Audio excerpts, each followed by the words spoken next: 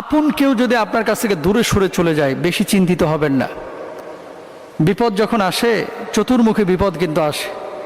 যেই ছাতাটা রৌদ্রের মধ্যে আপনি কি করেছেন, ব্যবহার করেছেন, ছায়া দিয়েছে, এই ছাতাটাকে আপনি যখন রোদ থাকে না, বৃষ্টি থাকে না, কি করেন, নিয়ে যে একটা নোংরা জায়গায় কিন্তু ফেলে রেখে দেন, তাই না?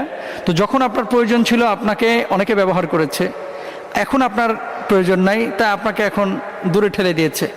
পৃথিবীর বুকে কখনো আপন কেউ যদি আপনার থেকে দূরে সরে যায় হতাশ হবেন না, নিরাশ হবেন না। সব মানুষ যদি আপনাকে ঠগায়, আল্লাহ আপনাকে ঠগাবেন না।